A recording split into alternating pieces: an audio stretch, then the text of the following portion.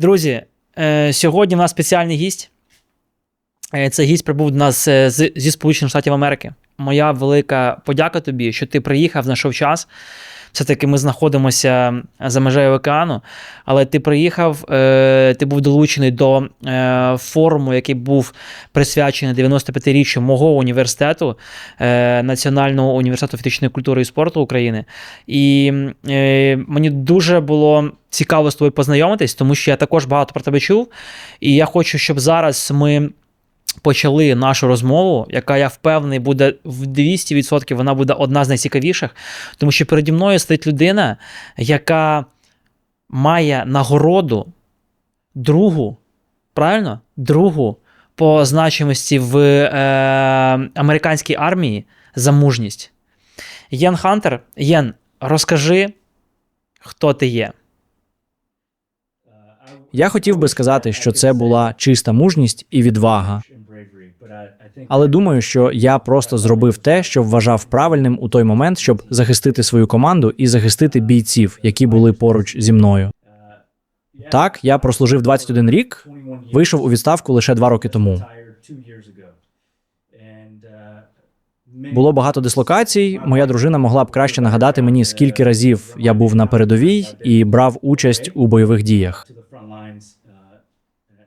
Однак 17 разів я був між Іраком, Афганістаном і Сирією, воюючи на передовій. Розкажи, будь ласка, про те, в якому саме роду військ ти служив. І дуже цікаво, як ти готувався психологічно і фізично до тих місій, в яких ти приймав участь.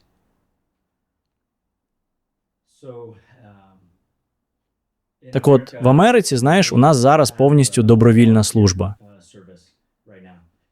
І вона відрізняється. Моя війна відрізнялася від української. Я залишив свою країну, щоб поїхати в іншу країну. Моя сім'я залишилася в безпеці. І я не хочу вірити, що коли я говорю про війну, це те саме, з чим стикається ваша країна сьогодні. Але я приєднався. Я грав у футбол, американський футбол у середній школі. І я був дуже хорошим бігуном на короткі дистанції, знаєш, менше 40 ярдів, дуже сильним і дуже швидким. Але коли я пішов до армії, я став військовим. Я фактично зголосився стати рейнджером в армії. Я дізнався, що в армії потрібно пробігти 2 милі як частину фізичного тесту. А я, як гравець в американський футбол, спочатку не міг пробігти повні 2 милі без перерви. Це було на початку моєї кар'єри. Але я пішов до армії. І цей процес полягав у тому, що ви проходите базову підготовку. Дуже прості піхотні навички, які потрібно було опанувати. Але оскільки я мав на меті потрапити до рейнджерів, мені також довелося стрибати з літаків із парашутом, а потім проходити ще один процес оцінювання та відбору, щоб потрапити в рейнджери. Але темпи війни були дуже високими, коли я вперше вступив на службу. Я фактично опинився в зоні бойових дій в північному Іраку на початку 2003 року. Тобто всього через кілька місяців після того, як я вступив на військову службу. Слухай, по тобі видно, я просто як людина, яка пов'язана з фітнесом вже давно, по тобі видно, по твоїм ногам видно, що ти спринтер. Ти такий доволі такий потужний. І бачиш, сьогодні ми не змовляючись, але дивись, у нас стоїть шолом, американський футбол, офіційний м'яч. Прям все, щоб тобі було комфортно в Києві з ноткою Америки. Скажи, як тобі допомогли твої навички спортсмена при підготовці до армії? Я думаю, що багато в чому ця навичка з'явилася завдяки цій глибокій наполегливості. Я хотів бути найкращим на полі. Я хотів бути сильним, як спринтер. Я хотів присідати більше, ніж півзахисник. Я був захисником, я грав на позиції захисника, а в старших класах я був зовнішнім півзахисником. Але я завжди пишався тим, що міг присідати із такою ж вагою, як і лінійний гравець, як захисник та нападник, і тому це глибоке бажання бути наполегливим і сильним. А ще, як захисник в американському футболі, знаєш, часто я не отримую слави за перемогу в грі чи за те, що володів м'ячем. Часто мені доводилося бігти і блокувати, щоб нападник міг побігати з м'ячем. І я думаю, озираючись назад, що це гарне запитання. Коли я озираюся назад і думаю про це, це тому, що в мене було глибоке бажання служити іншим людям. Я хотів діяти так, щоб люди були успішними. І я думаю, що ця риса збереглася і в моїй службі. Знаєш, у Рейнджерс ми дуже залежимо від того, наскільки сильна вся команда. Але ми завжди жартували в батальйоні рейнджерів, що ти або сильний рейнджер, або розумний рейнджер. Знаєш, сильний рейнджер продовжував би битися в цю стіну, поки не зробив би діру. А розумний рейнджер вийшов би за двері і обійшов би її з іншого боку. І я думаю, що я пройшов сезон сильного рейнджера. А потім, коли я подорослішав, зрозумів, що часом мені хочеться бути розумним рейнджером. Ти знаєш, це дуже схоже порівняння сильний і розумний, так само, як є, наприклад, в європейському футболі, який я обожнюю. Також є гравці, які домінують фізично, а є гравці, які менші зірки в команді з точки зору, вони не забивають кучу голів, вони не отримують золоті м'ячі, але вони роблять ось цей результат, вони допомагають рок-зіркам бути цими рок-зірками. І скажи про це цікаво зараз, тому що американський футбол – це не наш вид спорту. Ми про нього погано знаємо в більшості, переважності. Скажи, різниця. Ти сказав, що я був гордий, що я присідаю зі штангою так само, як це робить нападник, а ти був захисником. Наскільки я знаю, що найбільша зірка в американському футболі – це квотербек. Це найцінніший гравець в команді. Це так чи ні? І як силова підготовка відрізняється по позиціям в американському футболі? Дуже цікаво.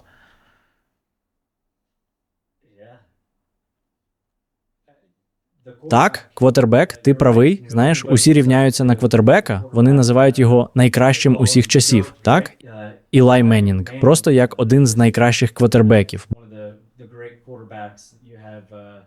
Бред Фавер з Green Bay Packers довго лишається сильним квотербеком. Трой Ейкман на всіх цих квотербеків рівняються. Але якби ми разом із тобою були квотербеками на полі, це було б не дуже добре. Хто головний? Хто прийматиме рішення? Хто буде кидати? Ти повинен знати, що все поле в грі, як у футболі. Ти маєш знати, що твоя позиція і те, де ти граєш, важливі. Тому так, я ніколи не був квотербеком. Ніколи не був найкращим. В Америці, особливо в старших класах, люди казали, що квотербек найкрасивіший, найсильніший і має найкращих дівчат. Але я не був таким. Я не був квотербеком.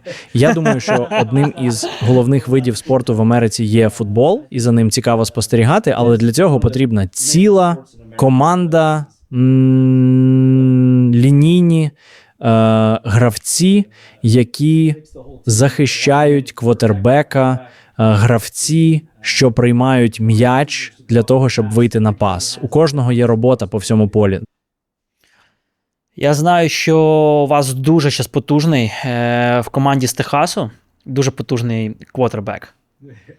Тобто це така топ-зірка.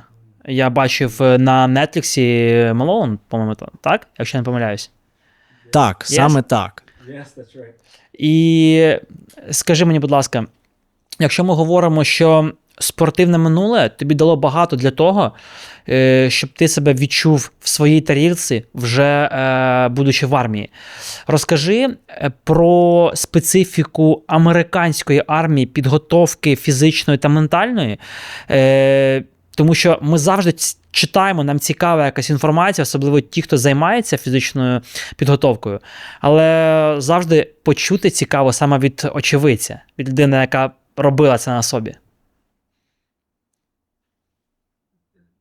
Я думаю, що кожен вид спорту у багатьох видах спорту покладаються на команду і внесок кожного, щоб досягти перемоги, особливо у футболі. І я думаю, що ці риси приходять до армії.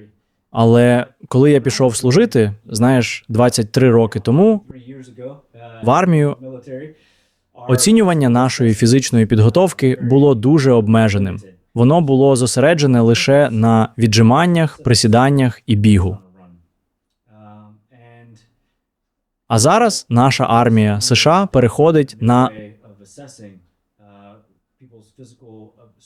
новий спосіб оцінки фізичних здібностей військовослужбовців, який передбачає більш динамічні завдання, що більшою мірою імітують бойове навантаження, коли доводиться піднімати важку вагу і переміщати її кілька разів, робити короткі спринтерські забіги з повторенням. Не просто віджиматися, а опускатися грудьми, відривати руки від підлоги, повертатися у вихідне положення, щоб продовжити віджимання таким чином. Імітація підйому з землі після нападу, коли доводиться лягати на землю і лежати, а потім знову підніматися після нападу. І це створило нові можливості для військових. Армії США довелося скоригувати те, як вони готуються до такого типу тренувань. І це включає в себе те, що вони їдять, а також психологічну підготовку. Спочатку, коли я приєднався до армії, не йшлося ні про що, знаєш, психологічне, все було дуже зосереджено на ментальному, дуже зосереджено на фізичному. А зараз армія називає це ATF, тобто холістичне, цілісне здоров'я та фітнес, і це дійсно складається з 5 сфер. Фізичної, ментальної, духовної, соціальної, як, наприклад, спільнота, а також сон. Ми засвоїли багато уроків після війни. Знаєте, на початку війни в Іраку ми зіткнулися з великою кількістю людей з ампутованими кінцівками, які підірвалися на саморобних вибухових пристроях, так, на бомбах, на узбіччях доріг. Було багато ампутованих ніг. І рук, і втрати зору. Оскільки війна тривала так довго, наші основні проблеми перейшли від ампутацій до черепно-мозкових травм, від вибухів, від ударів і подібних речей.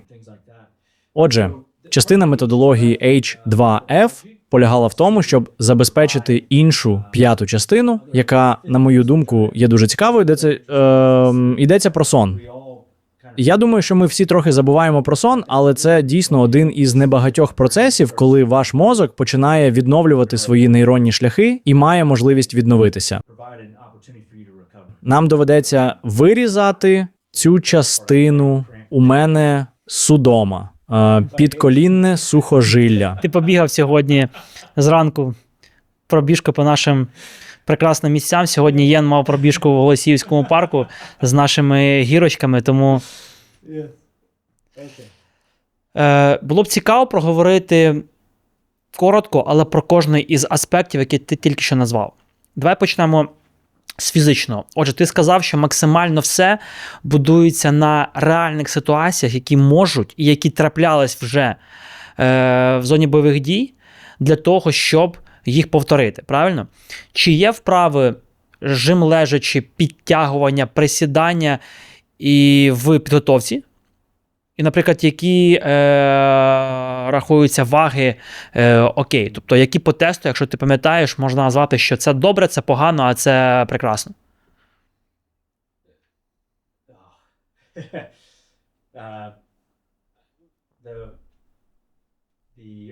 Початковий тест на фізичну підготовку. Я завжди був найкращим. Віджимався максимально, здається, якщо я правильно пам'ятаю, це було 83 віджимання. Це було десь 90 за 2 хвилини. 83 віджимання за 2 хвилини. Я думаю, що це було 90 з чимось присідань за 2 хвилини. А потім це було менше, ніж 13 хвилин на 2 милі. Тож, здається, я завжди міг робити це дуже добре у своїй кар'єрі. І коли я змінив цей тест на бойову підготовку для армії, я вже був на шляху до підрозділів спеціального призначення. І те, що ми робили, чесно кажучи, дуже цікаво. Но психологічно ми не мали конкретних цифр, яких мали досягти.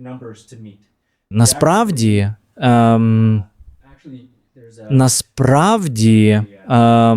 є така тема, це тема, про яку ми говорили, що в ту секунду, коли ти кажеш, що ось є стандарт, ти погоджуєшся на посередність, ти б погодився на менше ніж. Але в нас не було справжнього стандарту. Ми просто завжди змагалися самі з собою так сильно, як тільки могли, щоб бути якомога кращими для своїх товаришів по команді. І тому я знаю, що деякі цифри, тобто віджимання, присідання і все таке, у новому тесті на фізичну підготовку, це станова тяга для бою, 3 повторення на вазі 315 з 6-гранною штангою.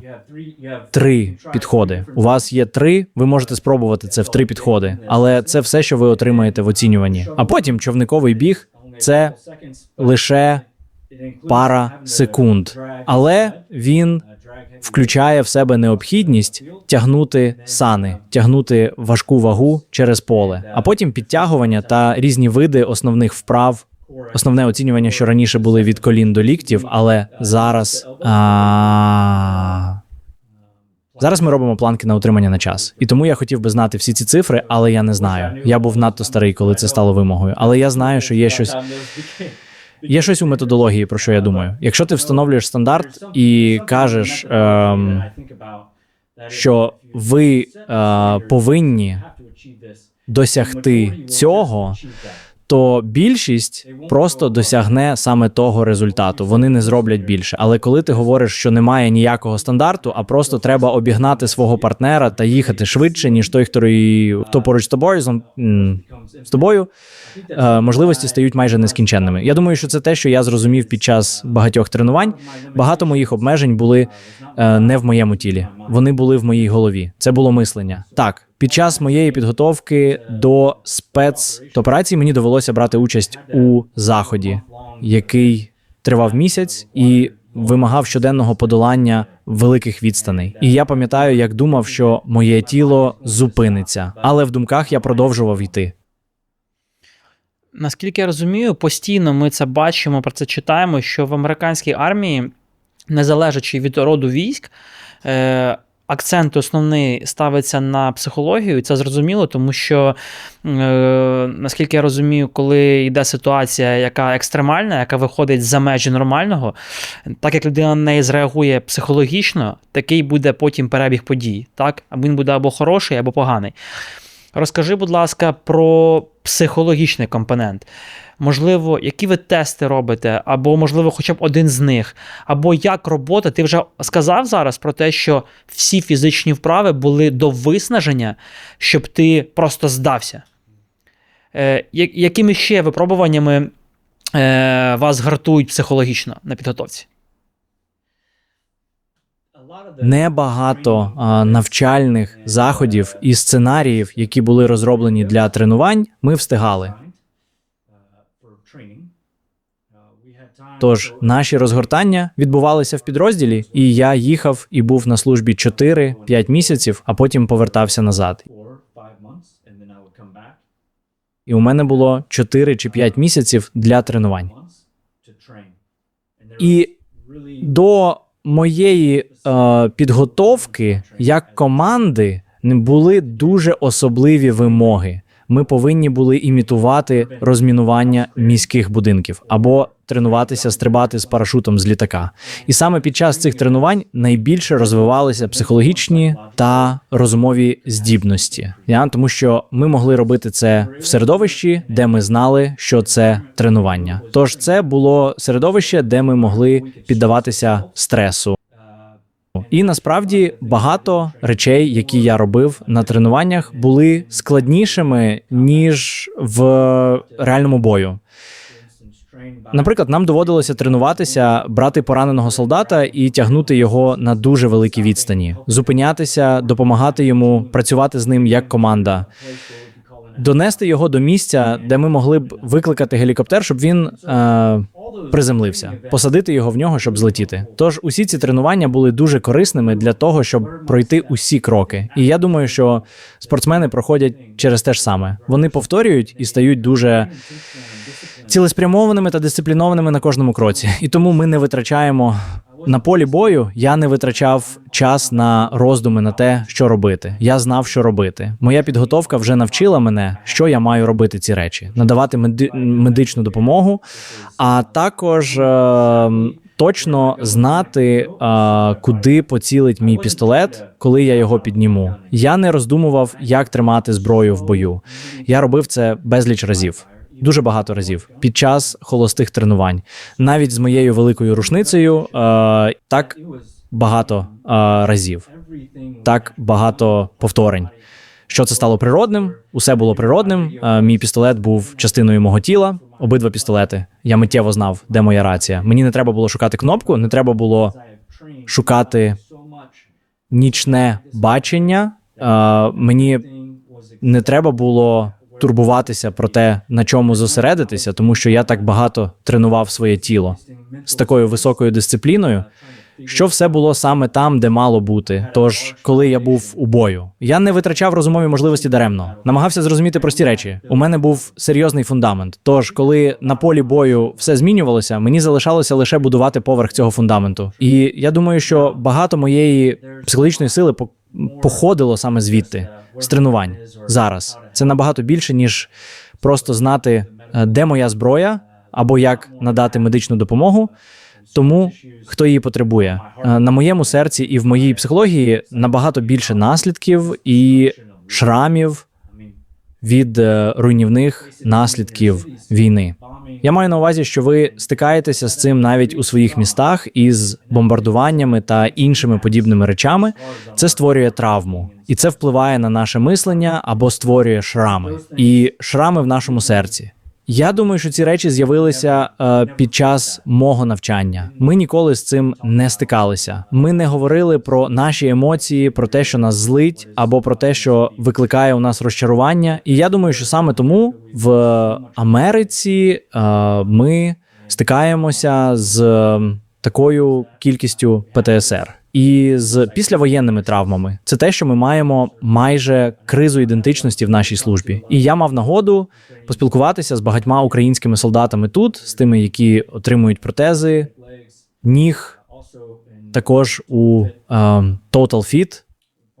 Частина організації має досить багато солдатів, які пройшли через навчальну програму. І з ними цікаво поспілкуватися. У нас є спільний зв'язок у тому, що стосується війни.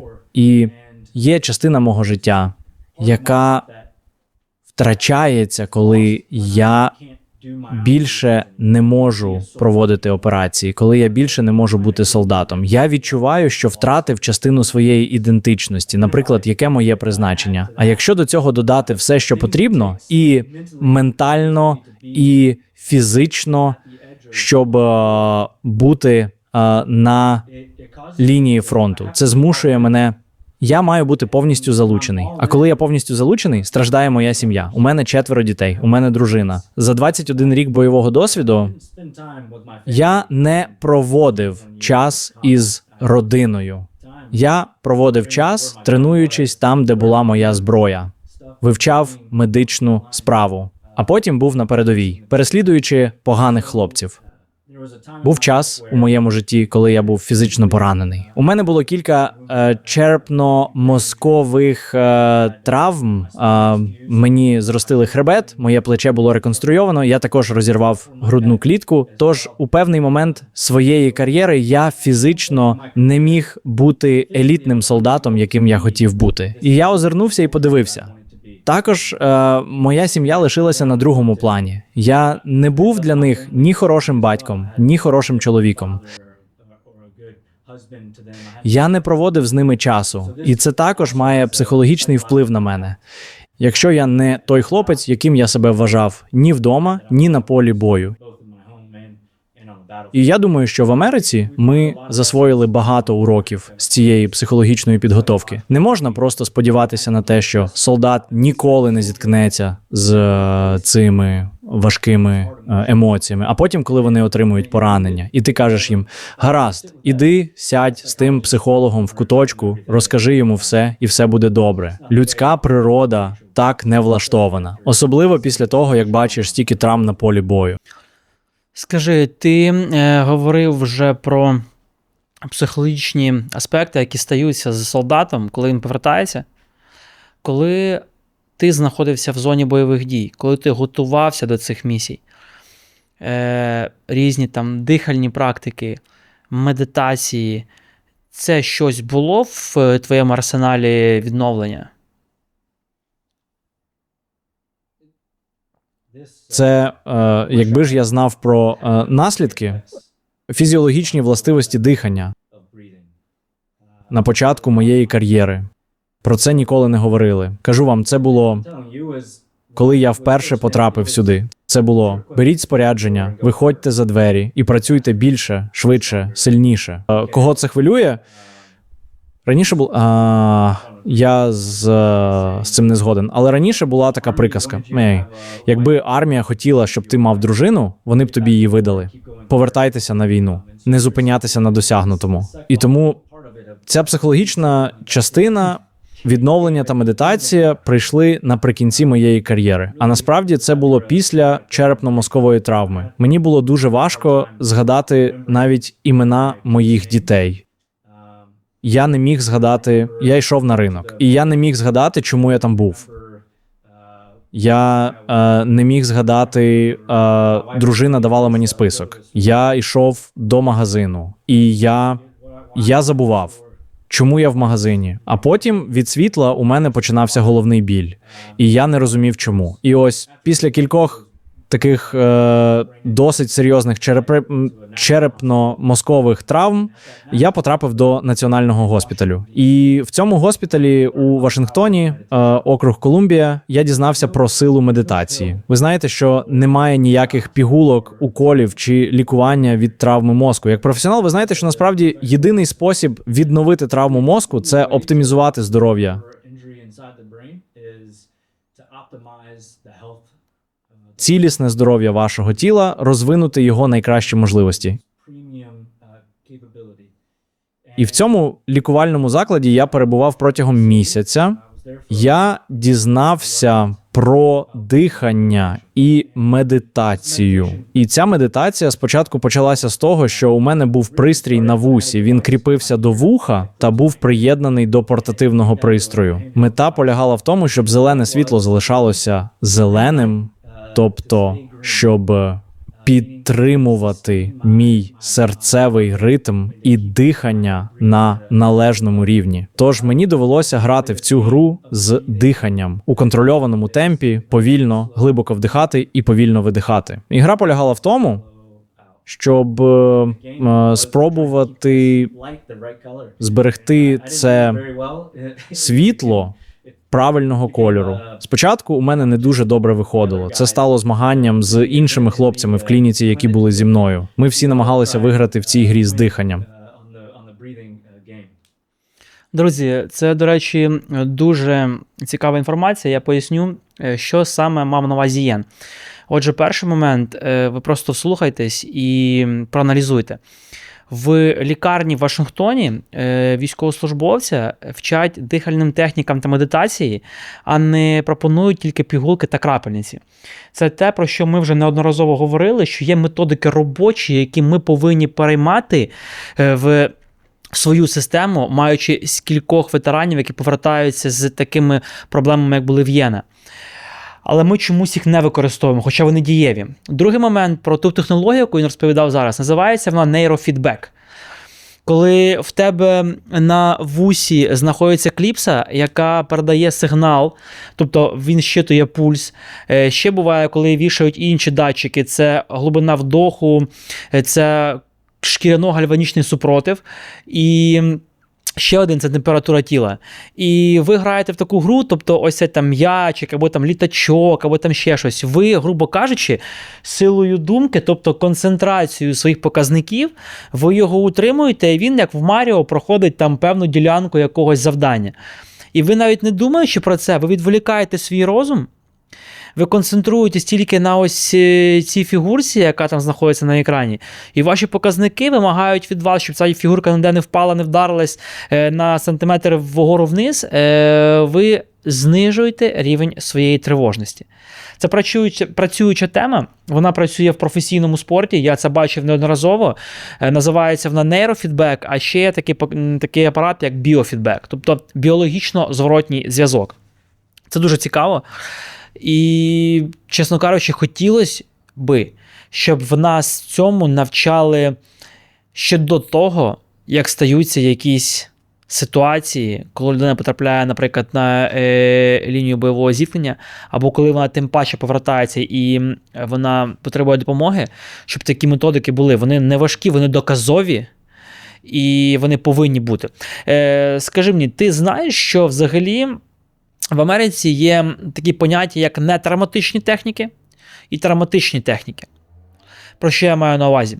Коли боєць повертається з проблемами психологічними, тим самим ПТСР, травматичні техніки – це ті техніки, які вас змушують згадати, пережити знову ось той епізод, який найбільше для вас є болючим, тобто розповісти психологу. І це травмує людину знову, тому що вона знов це переживає. Нетравматичні техніки одним із перших номерів в списку є, до речі, медитація. Тому що ви нікому не ділитеся зі своєю проблемою, але за рахунок дихання, за рахунок усвідомлення правильного, за рахунок балансу своєї вегетативної та нервової системи, ви можете контролювати свій стан. Знаєш про це? Так, під час медитації ми в тому ж таки Національному інституті говорили про те, щоб знайти те, знаєш, що ми можемо зробити. Ми хочемо частіше звертатися до травматичного типу лікування. Ми хочемо робити уколи. Ми хочемо робити операції. Ми хочемо робити складні процедури, але наше тіло має можливості. І часто те, що я бачив з власного досвіду та досвіду решти солдатів, які були зі мною протягом багатьох років, це те, що іноді ми навіть не знаємо, де знаходиться наш базовий рівень як людини, тому що ми зробили так багато процедур і прийняли так багато ліків, що ми дійсно навіть не знаємо, де ми знаходимося. І тому медитація була дуже важливою для мене. Навіть, знаєш, після моєї служби я все ще часто медитую. І, знаєш, йога – це спосіб зробити чудову медитацію, розтяжку і стабілізацію. Але перший вплив медитації, який я відчув на собі, був медитацією розум-тіло. Про неї говорили як про сканування тіла. Так все і почалося. Я подумав, що ця жінка божевільна. Я не хотів. Я думав, що не міг повірити, що маю це робити. Я не хотів бути частиною цього. Мій розум був на 2 кроки попереду і думав про те, що робити далі. Але в цій медитації всього тіла мені сказали сісти в дуже зручну позицію на землі. І тепер вона провела мене через це сканування тіла, коли ти дихаєш. І ти відчуваєш, як ти вдихаєш і видихаєш. Вона провела мене через серію просто відчуттів мого тіла в той момент, у якому воно перебувало. Я пам'ятаю, коли це сталося, це було майже так, ніби хтось вдарив мене по обличчю. Я ніколи не усвідомлював, наскільки я був відсутній. Я ніколи не був присутній у моменті.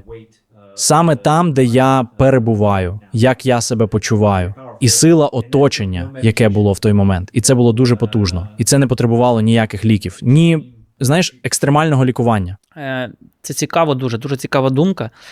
І вона, от коли говорять військові, вона заставляє, навіть змушує цивільну людину про це задуматись. Тобто ми через ось це постійне активне життя майже не живемо в моменті. Ми живемо думками наперед, на 3 кроки вперед, ми прогнозуємо. Але життя, воно і є життя, щоб жити його в моменті.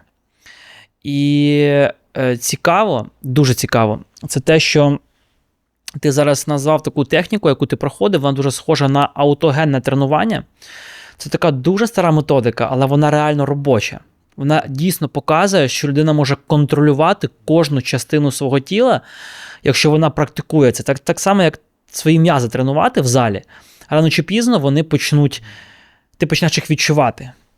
Так само можна силою думки відчувати, що, наприклад, там правий палець великий на нозі починає нагріватись. І ці техніки дійсно не нові, але вони працюючі. А ще дуже цікавий момент, який ти зараз підкреслив, коли говорив про ось цей спокій. Мені дуже приємно, що зараз в нашій країні починається така культура, як побудова терапевтичних садів.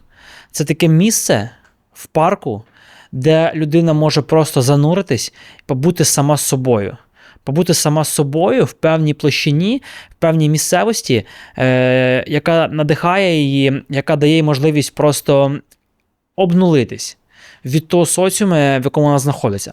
Так само ти знаєш, що в нас є програма, яку ми реалізовуємо, ми нею дуже пишаємося. Це програма президента України «Активні парки». І, до речі, ось тут так само дуже великий є важливий момент, що ми проводимо наші тренування, коли це сезон, ми проводимо їх саме в паркових зонах. Тому що люди, коли знаходяться в парковій зоні, коли вони знаходяться в місцевості, яку вони люблять, а кожна людина, будь це Америка, будь це Україна чи інша країна світу, любить парк в своєму місті, якщо цей парк доглянутий, якщо цей парк охайний, і він завжди тобі дає можливість відчути себе ближче до природи. А ще дуже важливий момент. Ти знаєш, коли міністр молоді та спорту Матвій Бідний, з яким ти знайомий особисто, був на фіналі Invictus Games в Дюссельдорфі. Це було, по-моєму, якщо не помиляюсь, 2 роки тому. Програмою «Активні парки» зацікавились представники Великої Британії та Канади. Це були генерали високого рангу. Вони зрозуміли, що це класна ідея, коли ветерани долучені разом з іншою спільнотою в парку, тобто на свіжому повітрі. Коли свіже повітря, коли дерева, коли зелень надають тобі ще більше можливості провести заняття по йогі або по медитації, наприклад, там в якомусь сквері, да, в такому терапевтичному саду, про який ми говоримо. Коли ти можеш пробігти там свою милю 2-3 на чистому повітрі, на свіжому повітрі. Коли ти можеш зробити комплекс кросфіт або інший вид тренінгу саме на відкритій місцевості. Мені здається, це дуже допомагає. Я впевнений в цьому. Згоден на 100%. Знаєте, в ретріт-центрі, у медичному центрі, у Вашингтоні вони також брали кров на аналіз.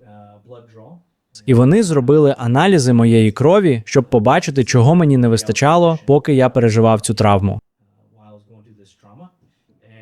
Не вистачало вітаміну Д. Вони запропонували: «Гей, ми можемо додати вітамін Д.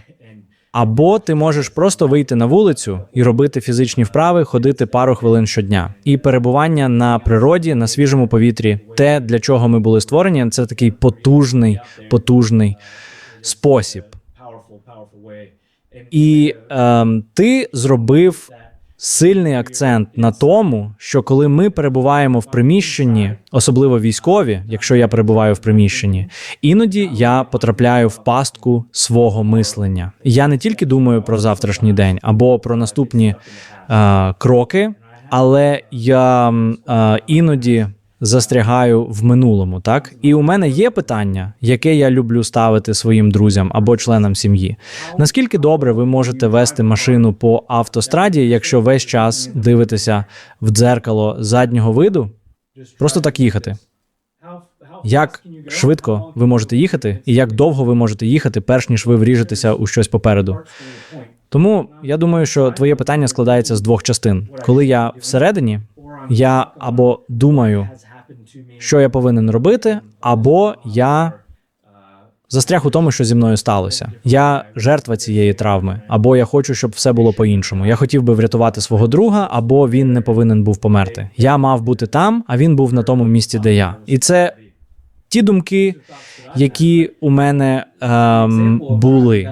Але це приклад, коли ти їдеш по автостраді і весь час дивишся в дзеркало заднього виду, це ненормально. Але коли ти виходиш як солдат, коли я виходжу в суспільство і гуляю на вулиці, на природі, я також присутній серед моїх сусідів, моїх друзів. У соціальному плані я розумію і спілкуюся в цьому середовищі. І я думаю, те, що ви робите, дійсно чудово. І я погоджуюся з акцентом на відновлення на природі. Я чув про розмову з міністром, про всі ці плани, які ви, хлопці, маєте, і їх реалізація дійсно потужна. Особливо в Україні, де люди можуть потребувати притулку. Але збирати людей і бути присутніми один з одним – це потужно. Ти знаєш, в нашій країні є така звичка, ми постійно порівнюємо там нашу країну там з якимись іншими країнами. Дуже часто там порівняння йде Україна-Америка і так далі. Ось скажи, в Америці на сьогоднішній момент існують якісь такі потужні державні програми, які надають можливість цивільним ветеранам всім разом, одному народу, так, одній нації, наприклад, мати там тренування, дозвілля саме на відкритому повітрі? Ви знаєте, я думаю, що заздрю тому, скільки уваги ви приділяєте. Країна приділяє об'єднанню людей на відпочинку на свіжому повітрі. І спорт, і змагання, невеликі змагання, які адаптовані для солдатів.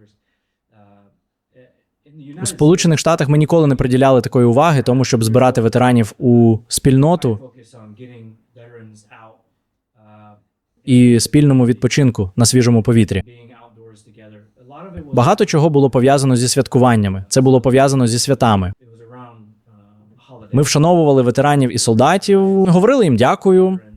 І це була можливість для спільноти вийти і сказати дякую. Але свого часу я зрозумів, що хоча в Америці це добре, але не в повній мірі, тому трохи...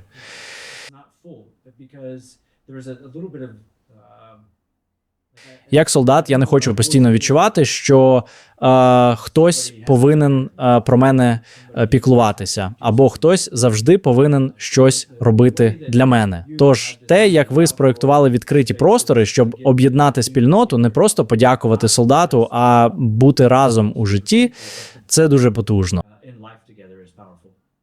Тому, відповідаючи на твоє запитання, ми цього не зробили. Зараз у Х'юстоні, штат Техас, відбувається розвиток спільноти. Багато спільнот створено навколо дитячих майданчиків та спортивних заходів. Але це не було спроєктовано з думкою про те, щоб згуртувати солдатів і об'єднати спільноту разом. Ти знаєш, дуже цікавий момент, який ти підмітив зараз, це я не хочу чекати або думати, що хтось мені допоможе. Я це вже не перший раз чую. І коли в нас був, знов-таки повертаюсь до нашого форуму, який був присвячений 95-річчю університету фізичної культури і спорту, на дискусійній панелі саме адаптивного спорту, один з очільників благодійного фонду сказав: я не чекаю, що мені хтось допоможе. Я давно на це не чекаю, при тому, що це ветеран, який повернувся після бойових дій з пораненням. Чи вважаєш ти, що дійсно ветерану, коли він повертається після зони бойових дій, потрібно в першу чергу думати, що він може для себе зробити, чи потрібно надіятись на когось? Державу, політиків, соціум? Тому я думаю, що згадуючи час моєї військової кар'єри, я зрозумів, що у нас є такий тип мислення. Не сподівайся, що хтось інший зробить за тебе те, що ти можеш зробити для себе сам. Є багато речей, які я можу зробити для себе сам. Немає сенсу чекати, що хтось інший це зробить. Можливо, я не матиму тієї роботи, яку мав раніше, тому що щось змінилося. Мій розум, мої руки, мої ноги. Але є речі, які я все ще можу робити. Мені просто потрібно знайти нову норму. І тому я думаю, що США дійсно добре створили систему захисту ветеранів, службу у справах ветеранів, щоб піклуватися про ветеранів і надавати їм підтримку, коли це необхідно. Медична підтримка та інші подібні речі. Але я думаю, що іноді, і це лише моя думка, це можливо зайшло занадто далеко в деяких аспектах. Якщо, скажімо, якби я був власником бізнесу в Сполучених Штатах, то виникла б ідея, що мені потрібно створити окремий процес найму для ветеранів. А потім створити інше робоче середовище для цього ветерана, тому що у нього був ПТСР, або він тривожний, або він не може робити те чи інше.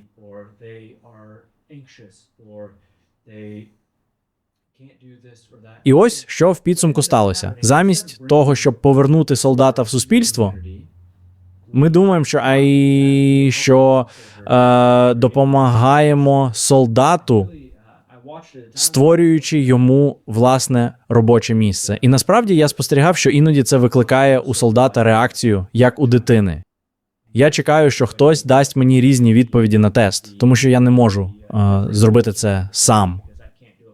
Я чекаю на інший процес найму, тому що я чекаю на цю допомогу. Це не кожен солдат, і я не кажу, що це величезна проблема в Сполучених Штатах, але саме це наштовхнуло мене на думку про те, що ми робимо занадто багато і не дивимося і не кажемо: гей, ці солдати, вони лідери, вони зіткнулися з серйозними травмами, їм доводилося приймати рішення не на життя, а на смерть на полі бою. Чи не думаєте ви, що вони можуть допомогти вам у прийнятті деяких невеликих бізнес-рішень щодо того, де і як впроваджувати зміни та процеси? Ми забираємо, можливо, випадково, намагаючись піклуватися, ми забираємо у солдата здатність створити надію, про яку ви говорите. І якщо я сповнений надії щодо завтра, я сповнений надії, що я все ще можу служити і робити щось хороше для мого цивільного життя. І я думаю, що українці, ваше серце таке, ваша сила волі така сильна в Україні. Ви не хочете позбавити цього солдатів, коли вони повертаються. Вони все ще мають таке серце. І вони хочуть брати те, що вони вміють, і знайти новий спосіб допомогти спільноті відновитися і відбудувати її, ваші спільноти. Тому я вважаю, що є велике питання. Якщо ми робимо занадто багато для солдата, ми забираємо у нього надію на те, що, можливо, він зможе зробити щось для себе сам. Це дуже цікаво, тому що ми розуміємо, що ми завжди дивимося на модель ветеранської політики в Америці і думаємо, що там все прекрасно, думаємо, що там ветерани отримують все, вони просто вже живуть своє життя, просто найкраще життя, знаєш, після того, як вони віддали там своє здоров'я державі. Але з твоїх слів я розумію, що це далеко не так. Далеко не так. Скажи мені, ти коли повернувся? Коли ти закінчив свою військову службу, це було всього лиш 2 роки тому, правильно? Коли ти повернувся, як ти себе знаходив? Тобто, як ти, ось це слово, яке ми зараз все більше і більше чуємо, як ти соціалізувався? Наскільки тобі було це важко зробити? І що допомогло? Я хочу дати своє бачення питання, але я знаю, що воно різне для кожної людини. Їхні травми різні. У мене 2 ноги, у мене всі кінцівки, у мене є зір, у мене є слух, у мене є дуже багато травм.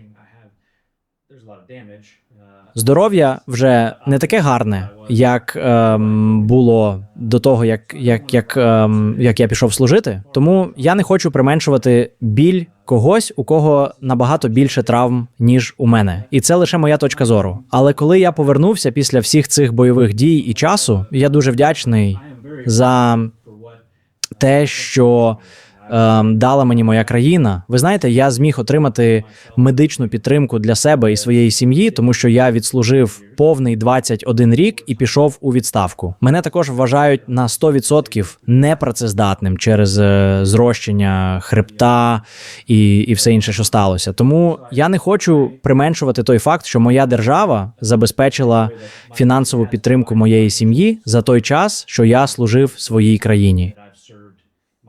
І я дуже вдячний за це. І я думаю, що це дуже важлива річ, щоб рухатися вперед. Це допомагає, знаєш, перейти від служби до цивільного життя. Це не завжди одне й те саме. Те, що я робив на фронті в бою, не завжди легко перенести на офісну роботу чи бізнес. Тому є певний період часу, протягом якого я повинен розвивати свої навички, щоб бути конкурентоспроможним на ринку. І я думаю, що фінансова підтримка, яку я отримав від моєї країни, дозволила мені досягти успіху в пошуку роботи.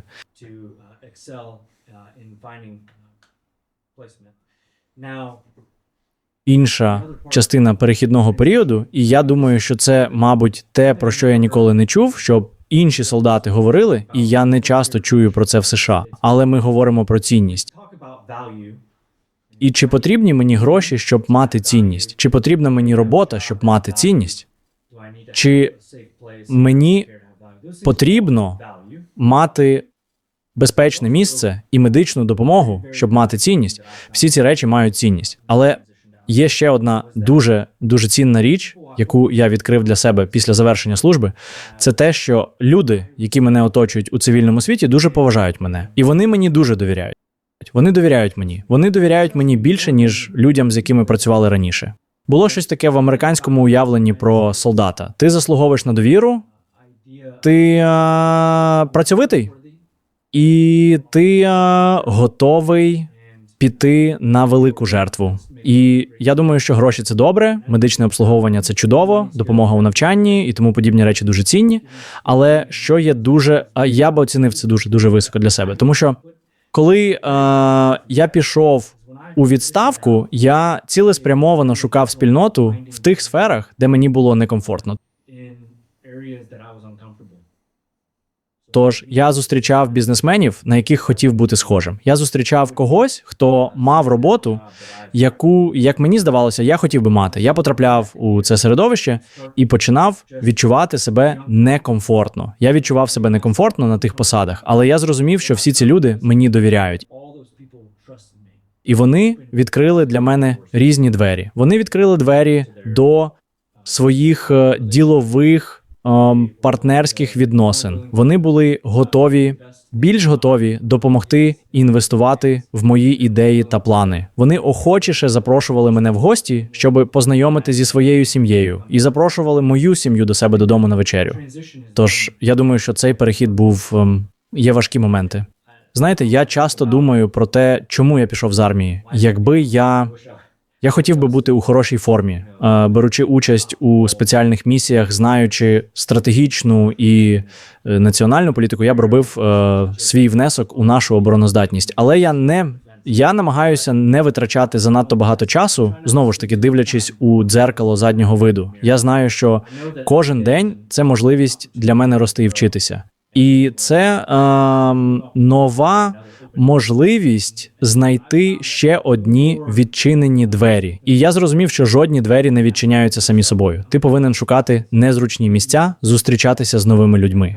Але це супроводжується великою вдячністю з мого боку американському народу, який з такою довірою і повагою ставиться до солдатів.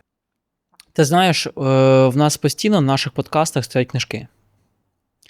І от наш книжковий партнер нашого подкасту, наш формат, вони не так давно видали книжку, вона називається «Плем'я». Я раджу прочитати цю книжку кожному, тому що вона дуже цікава і вона дуже багато пояснює того, про що ми говоримо сьогодні з Єном в контексті нашої розмови. І я б хотів би зараз підкреслити те, що ти говориш відносно поверненню в цивільне життя. Отже, автор Себастьян Юнгер вважає, що багато ветеранів страждають не стільки через бойові травми, скільки через відсутність підтримки та спільності в мирному житті. Вони повертаються до суспільства, яке не потребує їхніх навичок і не надає їм відчуття значущості. І ось тут дуже цікавий момент, коли сьогоднішні ветерани часто повертаються додому і виявляють, що хоча вони були готові померти за свою країну, вони не знають, як жити для неї. Мені здається, це максимально влучні слова, коли людина, повернувшись в мирне життя, згадує, як було важко на війні, але їй туди більше хочеться повернутися до тих цінностей і до тих людей, які її оточували, чим бути в мирному середовищі. Це дійсно дає багато приводу для того, щоб замислитись. І от зараз ти розкрив деякі деталі саме своєї історії. Є таке поняття, як ветераноцентричність. До речі, я його чув саме посилаючись на Сполучені Штати Америки. Поясни, що означає цей термін в вашій країні.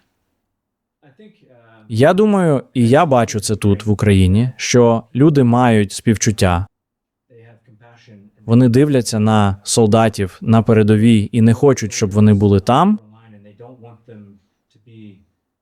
але вони дуже вдячні за те, що вони борються за справу. І я думаю, що саме це є тим підґрунтям, яке починає породжувати цю турботу, цю вдячність і довіру до ветеранів, коли вони повертаються.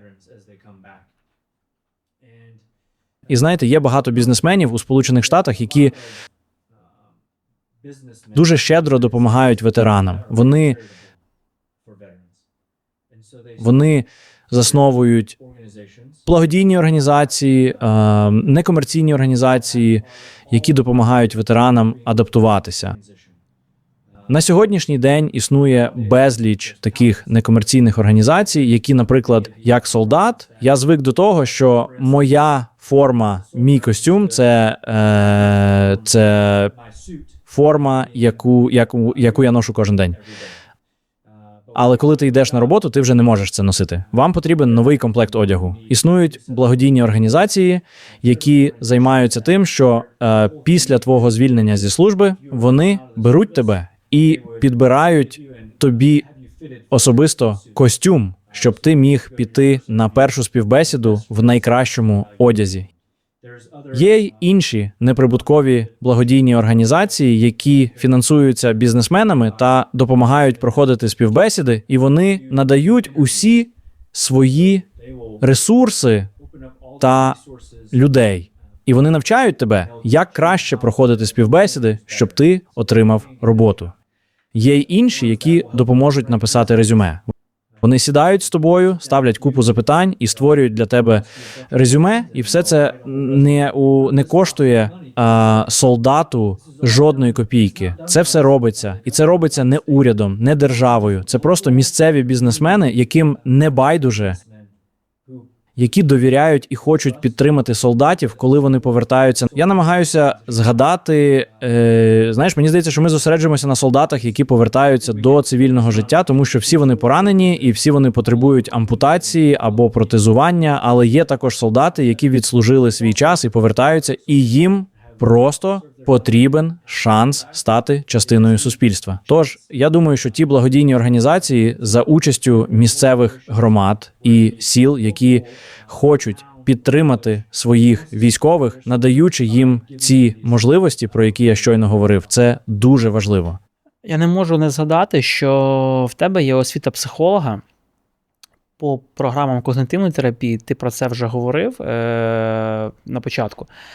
Ти отримав цю освіту після повернення, правильно? Коли ти повернувся в цивільне життя. Так, але я отримав її вже після повернення з бою, але я все ще був на службі. Я мав можливість вчитися в онлайн-коледжі, який підтримувався ветеранськими програмами. Розкажи, будь ласка, як ти, людина, яка керувала 4 місіями в гарячих точках, зміг онлайн, будучи військовослужбовцем, закінчувати навчальну програму? Як це можливо?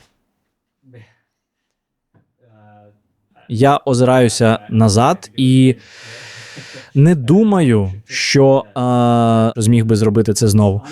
Це мені так багато коштувало. Але, чесно кажучи, фізична травма в моєму тілі змусила мене усвідомити і подумати про те, чому я в такій депресії, чому я їду по автостраді і дивлюся в дзеркало заднього виду, чому я такий злий, чому мені хочеться пити алкоголь, чому я покладаюся на всі ці інші речі. Я знаю, як виглядає оптимальна фізична форма, я знаю, як виглядає холістичне здоров'я. Це гострий розум, гостре тіло і сильний дух. І тому я почав старатися читати книги, знаєте, книги з саморозвитку. Атомні звички і книги на кшталт тих, які, я впевнений, тут є. Так, і вони хороші. І там є хороші поради ставати на 1% краще щодня. Чудова порада. Але я зрозумів, що мені довелося копати трохи глибше, тому що я застряг у темряві після травми. Я витратив час до того, як почав розбиратися з цим. І коли я почав це робити, я зрозумів, що хочу більше дізнатися про те, що навчальні заклади викладають про травми, вплив, ПТСР та черепно-мозкову травму. Тож, це дійсно прийшло з того глибокого бажання.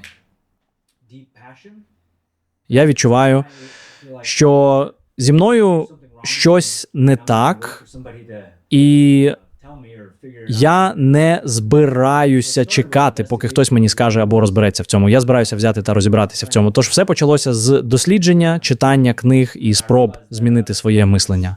Але я зрозумів, що це таке широке поле, і я занурився в це велике бажання, намагаючись розібратися в психологічних дослідженнях. І так я отримав ступінь з поведінкової психології. Це лише базовий рівень. Він був частиною дослідження самого себе, але я також хотів допомогти іншим солдатам. Я хотів допомогти іншим сім'ям, яким було важко. Знаєш, я, здається, згадував, що весь цей час провів на війні. І ти маєш бути повністю відданим. І я думаю, що професійні спортсмени теж з цим стикаються. Коли вони в розквіті сил, це забирає все їхнє тіло. Це забирає весь їхній розум. Це забирає всю душу. І часто забуваємо про тих, хто є важливим для нас, наприклад, наших дітей та наших дружин. І тому наприкінці своєї кар'єри, коли я мав можливість вийти з тих гарячих точок, але все ще перебував на службі, я почав відвідувати якомога більше занять, щоб почати розбиратися в цьому питанні. Тому що мої друзі накладали на себе руки. Багато моїх друзів розлучалися, багато моїх друзів покладалися на алкоголь, вони покладалися на ліки, які мали їх вилікувати, але вони не допомагали. Їм ставало все гірше і гірше. І я відчув, що у мене є глибоке покликання, я хочу допомагати іншим людям. Я хотів простягнути руку і витягнути солдата, а не просто йти далі і казати: «Гей, ти сам розберешся, я хочу повернутися і допомогти комусь». Тож це питання, як я можу це зробити? Це було сильне бажання допомагати іншим людям, через яке я, чесно кажучи, і приїхав сюди, в Україну. Я бачу цю можливість. Я думаю, як спортсмен, ти озираєшся назад і розумієш, що, можливо, робив помилки у своїх тренуваннях. Або, можливо, у тебе була травма. І ти думаєш: чувак, я більше ніколи не захочу цього робити. Я спробую це виправити. І я збираюся адаптуватися, змінитися і покращити все.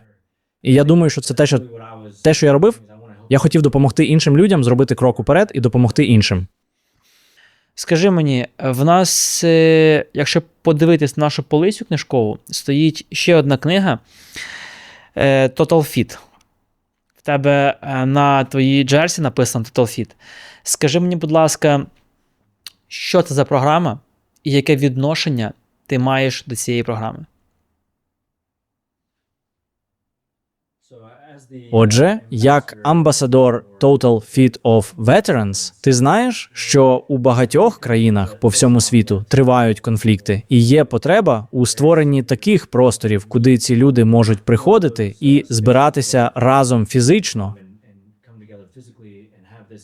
займатися адаптивним видом фітнесу, щоб мати можливість брати участь у спорті громади, саме так, як ви це робите, хлопці. Так я познайомився зі співзасновником Total Fit. Він живе зі мною в Техасі, і ми разом приїхали сюди, в Україну. І Іван, співзасновник, який я познайомився з ним, і за 5 хвилин він виріс не в Америці. Він виріс у багатьох різних країнах по всьому світу, і за кілька хвилин ми побачили світ абсолютно однаково. Висока цілеспрямованість, дуже висока дисципліна, прагнення знайти сенс і мету кожного дня. І ця подорож почалася пару років тому, коли я пішов у відставку. І те, що я зрозумів, беручи участь у методиці Total Fit, це те, що вона дає можливість поєднати розум, тіло і дух. І це не те, що це було... Ви не йдете туди, щоб тренувати свій розум, а потім йдете туди і тренуєте своє тіло, а потім йдете сюди і тренуєте свій дух. Ми робимо це, якщо ми маємо намір, ми робимо це щодня. І його історія дуже схожа в тому, що він тренувався як олімпійський спортсмен, щоб стати гімнастом. І він тренувався щодня. Але знаєте, що в результаті? Він був просто занадто високим, щоб бути олімпійським гімнастом. Він був занадто високим. І він витратив стільки зусиль і часу на розвиток своїх фізичних здібностей, але все це зникло після того, як йому виповнилося 16 чи 17 років. І він зрозумів, що у нього немає нічого іншого. І тоді він розпочав цей шлях пошуку сенсу та цілеспрямованості, сенсу життя. І знаєте, він знайшов його через свою віру і зустріч з кимось. І вони запитали його, чи читав він коли-небудь Біблію. І приділив цьому час і почав читати Біблію. І він сказав: чувак, це рецепт для всього тіла, розуму, духу. Я повинен читати її частіше. І справді, то був початок Total Fit. Отже, це та методологія, коли ти приходиш на тренування і всіх приймають. Вам не обов'язково бути найкращим у своєму виді спорту. Ви просто хочете бути в середовищі, де ви можете робити вправи і займатися спортом. І це починається з хорошої розминки. Але потім, під час розминки, це мені здалося дуже цікавим, під час розминки ставилися запитання. Я думаю, що ми з тобою мали можливість поговорити раніше, знаєш, про те, як ми кажемо, зробімо присідання, так? Ми просто присідаємо, щоб зробити розминку, розігріти ноги. І під час цієї розминки ми запитуємо, тренери запитують один одного, або люди в Total Fit запитують один одного: агов, за що ви вдячні сьогодні? Ну, спочатку я намагаюся робити повітряні присідання, намагаюся розігрітися перед тренуванням. Чому ви питаєте мене, за що я вдячний? Це був виклик для мене. Це забрало мою увагу. Я мав бути цілеспрямованим. Я повинен був бути присутнім, щоб відповісти на це питання. Я мав бути уважним. І я, знаєте, вперше я подумав: чувак, знаєш що? Я вдячний, що перебуваю в середовищі людей, які хочуть працювати разом. А потім ми перейшли до наступної розминки, знаєш, обертання руками. І наступне питання було від страхової компанії Total Fit Insurance. Про що ви думали останнім часом? І я подумав, що чому ви так мене розпитуєте? Чому ви так втручаєтеся в моє життя? Я тебе не знаю. Не ставте мені таких питань. Але це знову змусило мене бути присутнім.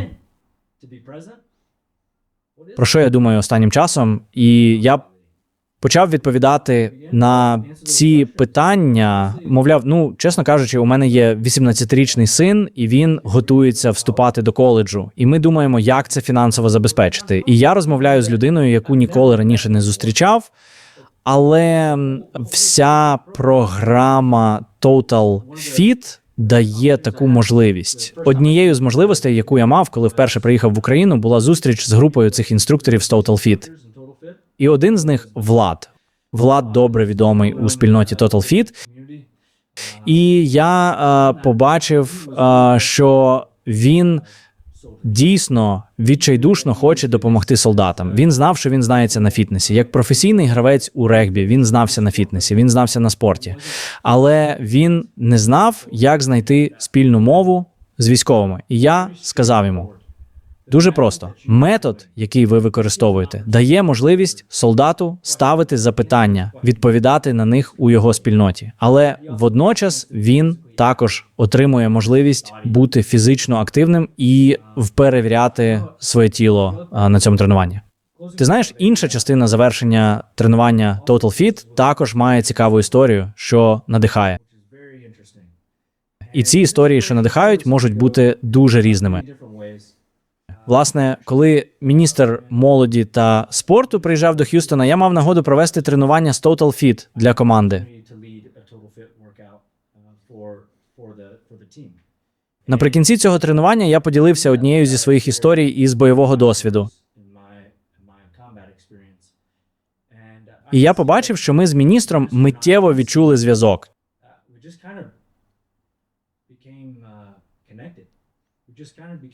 Ми ніби стали ближчими, коли я ділився історією.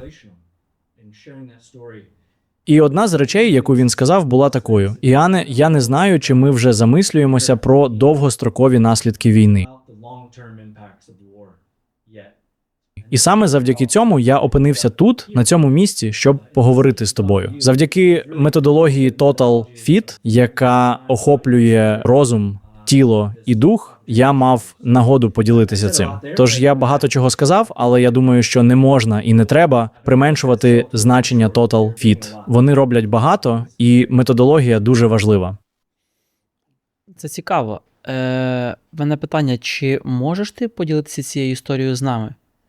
Це можливо? Історія з зони бойових дій? Тож я можу. І я думаю, що ті, хто був на Заході, на панелі вчора, чули частину історії, але є ще щось, чим я можу поділитися. Коли я був в Іраку, у нас було багато місій. І ми були в наших броньованих автомобілях. І ці машини, ви знаєте, вони називаються страйкери. Восьмиколісні транспортні засоби. Вони стали тим транспортним засобом, на який ми покладалися в Іраку, захищені від саморобних бомб та вибухових пристроїв. І вони захищали від гранатометів. Ми довго звикали до транспортного засобу. Тож ми їздили в них, але влітку в Іраку дуже спекотно, 120-125 градусів. Ми їздили цілий день, шукаючи цього поганого хлопця в машині. І в той день нам стало ліньки. Ми вирішили, що припаркуємося під мостом, щоб сховатися від сонця. І коли ми були під мостом, під естакадою, ми вирішили відкрити ці задні люки, щоб впустити повітря, щоб повітря заходило і виходило. І дійсно, ми стали розслабленими і лінивими. Ми вже були там дуже довго, було спекотно, і ми сиділи там. І чекали, чи не проїде машина по цьому мосту, щоб ми могли перетнути його і схопити людину. І поки ми цим займалися, хтось вирішив під'їхати до мосту і витягнути чеки від ручних гранат. Ми думаємо, 8 чи 9. Вони витягнули всі ці чеки від ручних гранат і скинули їх з мосту. І коли вони перелетіли через міст, вони відскочили і потрапили всередину страйкера. І я був там було 2 страйкера, я був у першому. І мій брат також служить в армії. Мій рідний брат служить в армії. Він був у машині позаду нас. У його машину впали всі ці ручні гранати. Насправді там було близько 8 ручних гранат, але 2 потрапили всередину машини. Ми почули, як вона вибухнула. Я миттєво вибіг з машини і побіг назад, щоб подивитися, що відбувається. І, звичайно, ззаду сидів мій рідний брат. Я дуже схвильований, повертаюся туди і розумію, що мій брат вже вийшов з машини і знаходиться зверху на мосту, шукаючи машину або поганих хлопців, які це зробили. Я заглядаю всередину машини і бачу там 2 хлопців, які були дуже важко поранені. Ми витягли їх звідти. І коли ми несли їх до першої машини, за ними лишався слід крові. Ми кладемо їх усередину. Закриваємо все, повертаємося назад. Один з моїх приятелів, якому ми допомагали, зрештою втратив кінцівку. Йому ампутували праву ногу нижче коліна. І ця історія надихає і кидає виклик. По-перше, він був першим солдатом, який повернувся і поїхав на ротацію з ампутованою ногою. І йому довелося бути перед комісією командирів і лікарів, коли він одужав, а це було приблизно через 3 роки після того, як він постраждав. Він боровся за те, щоб повернутися і служити. І ось лікарі та командири запитали, вони сказали: гаразд, ти втратив одну ногу.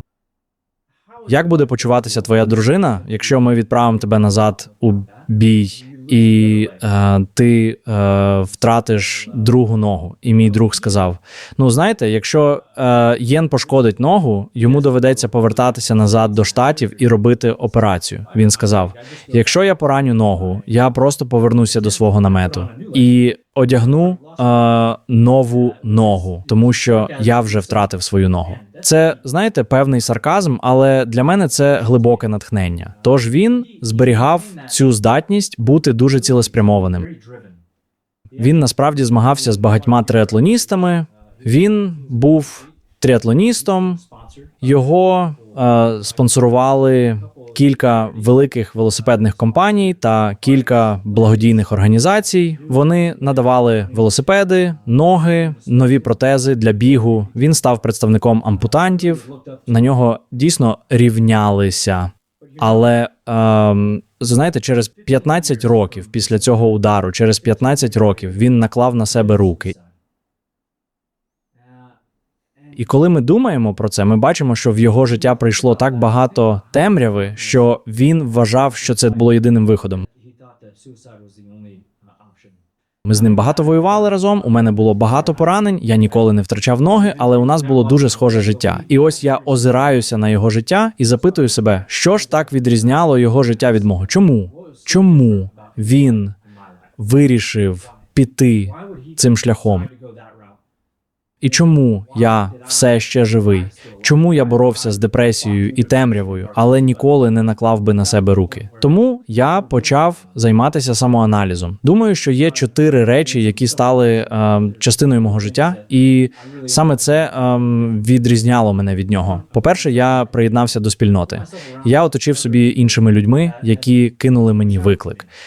Ви, напевно, чули приказку: покажіть мені 3 або 5 людей, які оточують вас, і я покажу ваше майбутнє. Так? Yes. Я думаю, що всі це чули. Це правда. Тож я опинився у спільноті, яка ставить мене перед викликом стати кращим. А потім я медитую щодня. Я можу просто посидіти на природі, або іноді я молюся, сиджу спокійно, мовчу.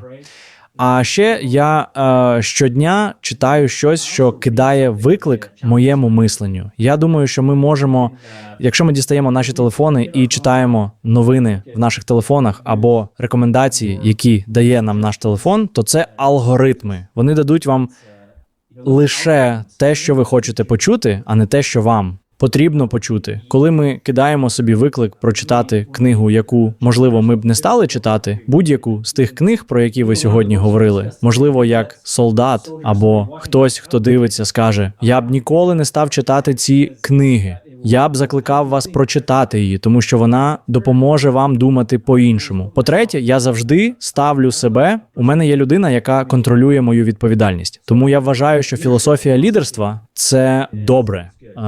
Лідерство – це те, за що я виступаю.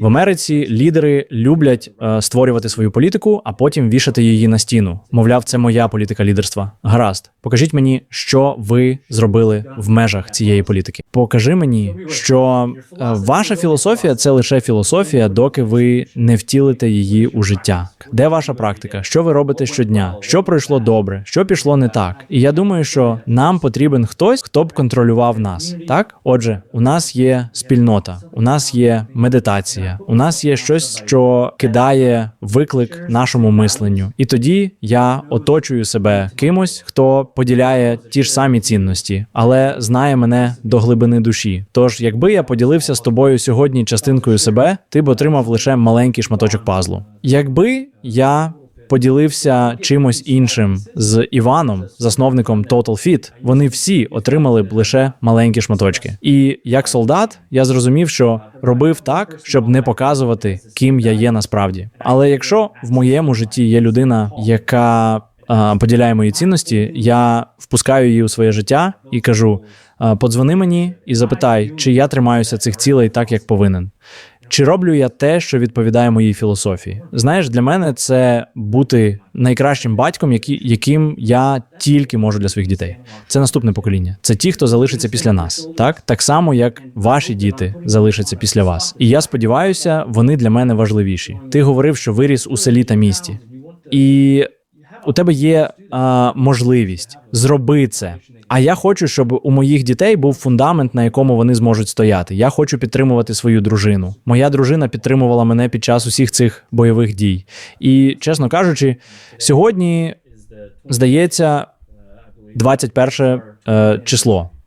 Це наша з дружиною 20-та річниця. І вона досі підтримує мене, коли я їду в Україну на нашу річницю. Вона дуже сильна жінка. Хтось сказав мені, що моя дружина нагадує їм українську жінку. Вони там, щоб підтримати чоловіків, робити те, що вони вважають покликанням свого життя. І вона дуже сильна жінка. Ми б не мали цієї розмови, якби не її роль у моєму житті. Ці речі дуже важливі. Ти знаєш, що наша робота, наша військова кар'єра, наш спорт – це лише дрібниця.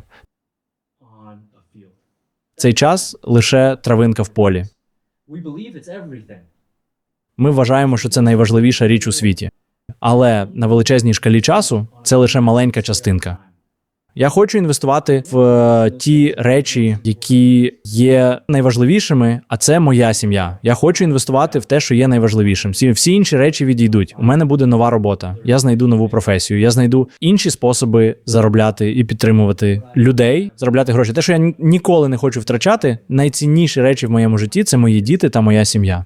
Давай підкреслимо, щоб люди зрозуміли, пояснили. Значить, Total Fit, він умовно складається з такого трикутника. Це physical health, mental health and spirit health. В нашому соціумі зрозуміло, що таке physical health, фізичне та ментальне здоров'я. Що таке spirit health в цьому трикутнику Total Fit і як ви його реалізуєте в тренувальному середовищі, в ком'юніті? Я думаю, що це дуже гарне питання, тому що навіть у Сполучених Штатах під час служби слова «духовний» і «віра» часом викликають суперечки. Капелани можуть казати це, капелани не можуть казати те. І це дуже ускладнює розмову. У всіх нас є історія релігії і тому подібні речі. Але Total Fit працює в більш ніж 100 різних країнах. Ми є глобальною компанією. І слово «духовний» у кожного з нас є душа, є щось, що нас мотивує, є щось, що виходить за межі нашого мислення. Є бажання, ми люди, існує зв'язок з чимось більшим, у цьому наш дух. Це про життя, сповнене надії, про яку ми говорили. Надія – це не просто думка, вона має глибше значення. І вона пов'язує нас з чимось більшим за нас у цьому світі. Існує мета нашого перебування тут. І є можливість розвивати її всередині нас. І ми це робимо. Це одне з питань та тих надихаючих історій, які ми обговорюємо. Але ми також робимо це завдяки спільноті, яка формується всередині Total Fit. Це дозволяє нам піклуватися один про одного. Тож, якщо ми з тобою ходимо до спортзалу Total Fit і тренуємося разом, ми починаємо дізнаватися, я починаю дізнаватися більше про тебе. Тому що ми ставимо ці запитання, за що ти вдячний, що тебе хвилює. І я починаю розуміти твої потреби. І я можу прийти і допомогти тобі, бути щедрим і мати серце, яке хоче піклуватися про тебе. І це створює таке середовище, таку культуру цілеспрямованого піклування один про одного. Ось що ми маємо на увазі під Святим Духом. Це віра в щось більше, ніж ти сам. Віра, яка... У мене є відчуття, є бажання допомагати тим, хто мене оточує. Ти знаєш, це взагалі така цікава концепція. Ми про неї з хлопцями говорили, і давай скажемо з тобою, що в принципі система TotalFit, вона зараз потрішечку адаптується в систему адаптивного спорту в Україні. Ми всі дуже вдячні президенту України за те, що він підписав закон, який надає можливість розвиватися в нашій країні адаптивному спорту. І зараз в нашій програмі «Активні парки» діють клуби нестримні. Це саме мережа адаптивних клубів, які все більше і більше розвиваються. І чудово, що ці клуби відкривають як звичайні люди, так і безпосередньо ветерани, які повертаються з зони бойових дій. Тобто ветеран, який хоче, так як Єн, хоче своє життя подальше пов'язати з тим, щоб допомагати своїм побратимам, він просто відкриває клуб, він може бути до цього спортсменом, можливо, він до цього займався цим видом спорту, а можливо, він не займався ніколи, але розуміє, що як менеджер він бачить в цьому потребу і готовий залучати фахівців для того, щоб вони працювали для ветеранів та їх сімей. Ти знаєш, я дуже негативно відношусь, коли в тематиці ветеранського руху певні організації, там, певні особистості намагаються монополізувати цей рух і потім використовувати його якимось чином, знаєш, як певний політичний дивіденд. Я вважаю, що чим більше, наприклад, федерацій спортивних, олімпійських та неолімпійських видів спорту будуть залучені, тим більше у ветеранів є можливості займатися різними видами спорту. Чим більше громадських організацій, не тільки організацій, які мають відношення до урядових установ, чим більше громадського сектору буде залучено, тим більше буде можливостей в тих містах, регіонах, селищах міського типу, де це потрібно. І тому ми в свій час з хлопцями, з командою нашої активних парків, ми зробили application, який діє в форматі анкети в онлайн форматі. Тобто там є 7 питань, вони дуже прості, але вони дають зрозуміти. Людина, ветеран війни, вона отримала інвалідність, саме виконуючи бойові завдання, чи ні. Вона займається якимось видом спорту, якщо так, то яким? Якщо ні, яким би хотіла займатися? Чи проходить вона обов'язкове медичне обстеження раз чи 2 рази на рік? Чи займається вона для того, щоб приймати участь в змаганнях? Чи займається вона для того, щоб покращити свій стан здоров'я? І ти знаєш, в реальному часі я кожного ранку і вечора можу побачити на своєму планшеті, скільки людей доєдналося, реальних людей, які приходять до цієї форми опитування з різних організацій ветеранських. І бачу реальну картину, що потребує ветеран. Тому що мені дуже подобається, коли є така тенденція, знаєш, є таке правильна позначка, що для ветеранів не без ветеранів. Тому що коли ти не питаєш у людей, що б вони хотіли, і робиш це для них, це так само, знаєш, як я дружині своїй подарував на день народження, на 8 березня подарував сковорідку, а вона хотіла квіти. Але я не запитав у неї, що вона хотіла, а вирішив сам. Знаєш, десь так само. І тому мені цікаво, як система адаптивного спорту в Америці розвивається з твоєї точки зору. Мені дуже було цікаво почути, щоб порівняти, як ми рухаємося в правильному чи неправильному напрямку. Я вірю, що ти, якби я міг забрати назад всі сковорідки, які купив для своєї дружини, я б дарував кращі подарунки.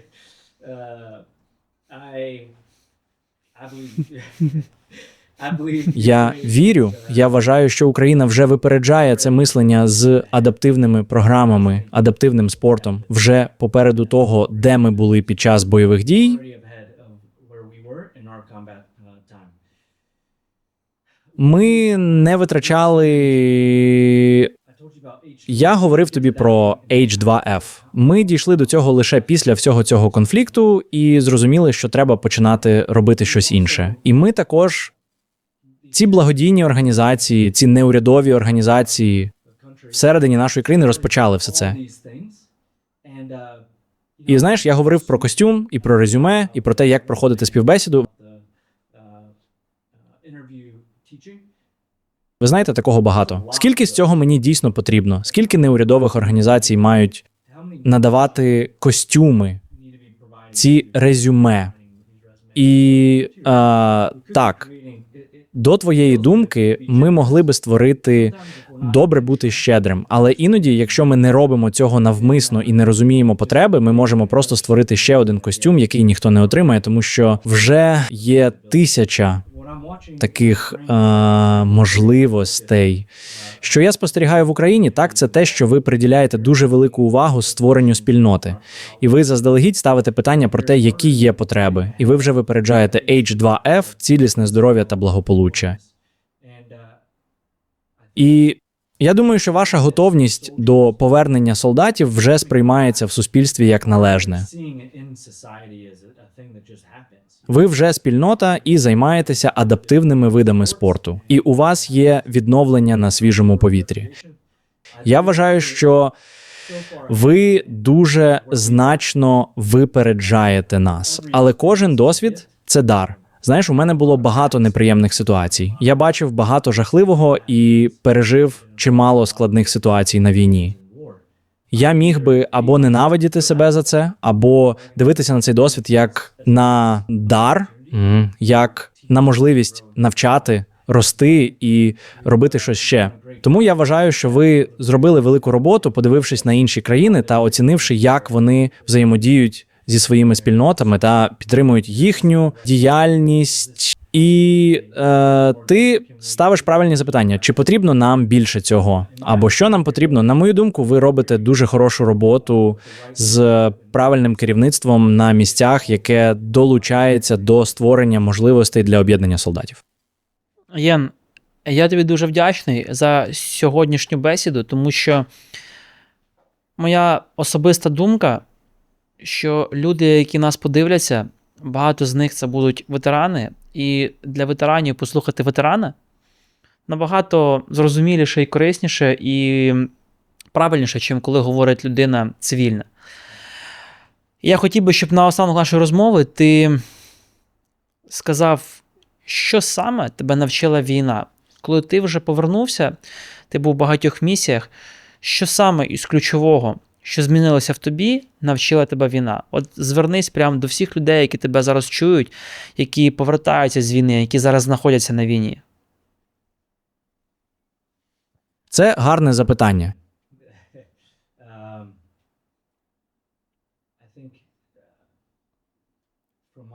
Я думаю, що за час мого перебування на війні я зрозумів, що хоча іноді світ може здаватися жорстоким, складним, хаотичним і похмурим, навіть під час бойових дій у ньому є хороші люди. Знаєш, люди, які поруч на землі, мої солдати, що були поряд зі мною, там мої оператори та бійці, вони дбали про моє життя, вони хотіли бачити мене успішним, я хотів допомогти їм. І це найпохмуріше місце на землі – це поле бою. Проте всередині нас лишається місце для турботи. І я думаю, що це дає мені надію. Я думав, що війна. Коли я повертаюся, все здається похмурим, у суспільстві багато поганого. Навіть в усьому світі щось відбувається. Однак добро все ж таки є. Є люди, які хочуть творити добро. І є люди, які намагаються змінити світ на краще. І цей оптимізм, я маю нагадувати собі про нього щодня. Я думаю, що друге – це цілеспрямованість. Ми можемо іноді дозволити системі відчувати себе комфортно.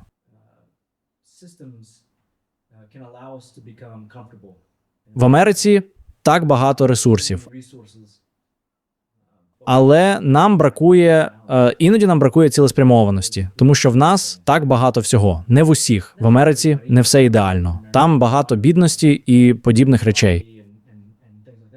Але я навчився на війні, що потрібно бути цілеспрямованим, якщо хочеш щось змінити. Ти повинен мати план. І я б ніколи не зрозумів, наскільки це важливо, якби не війна. Бути цілеспрямованим – це одне. Але бути дисциплінованим, щоб довести справу до кінця – це інше. Тож, це дійсно 3 речі, завдяки яким навіть у найбільш безнадійному місці у світі можна знайти надію. Це означає, що я можу знайти надію в цивільному житті. Якщо це може врятувати моє життя, це допоможе мені піклуватися про мою сім'ю. Якщо у мене є дисципліна, яка зробила мене кращим спортсменом і допомогла захистити себе в бою, тоді я можу застосувати її у повсякденному житті і жити для моєї країни, і жити для моїх друзів і моєї спільноти. Це 3 найважливіші речі. І якщо я не проти поділитися з ветеранами та солдатами, це все дуже важливо. 17 разів на війні мені доводилося піднімати тіла моїх друзів з землі і переносити їх у гелікоптер тільки для того, щоб зустрітися з їхніми дружинами, коли я повернуся додому, щоб розповісти їм про втрату. Сидіти з дружиною, у якої теж стався викидень,